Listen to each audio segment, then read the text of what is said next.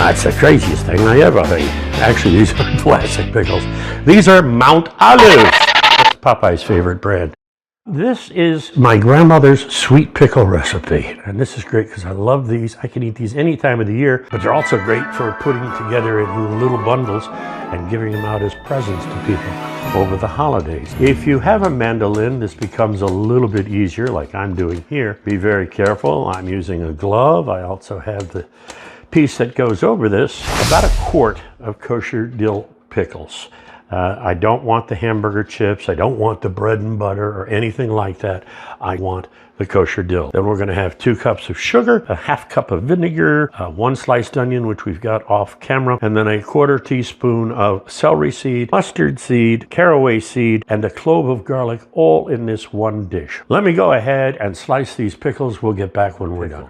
In case you're wondering, I've got them in about 1/4 inch. You can make them thicker or thinner, but try not to make them too thick because you really want the brine that we're going to make to go ahead and soak in there. They're going to be sitting in this pan for 3 days before they're ready, so this takes a little bit of time, but you don't have to do much other than stir them once or twice a day for the next 3 days. Here we have the onions. These slices are much, much thinner. These are like paper thin. And this is going to be delicious. It sounds evil, doesn't it? It's going to be delicious. That sounds more like Gomer Pyle. Here we go with our spices. All right.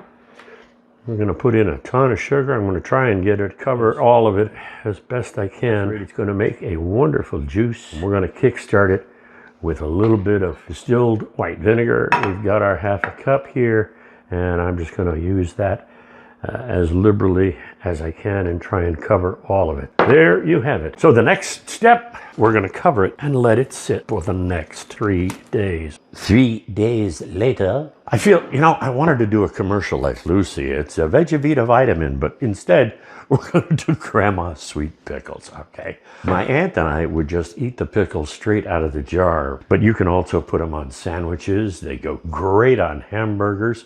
You can put them, let's get fancy, the charcuterie board. You remember how we used to pronounce that back in the 70s? Snack tray.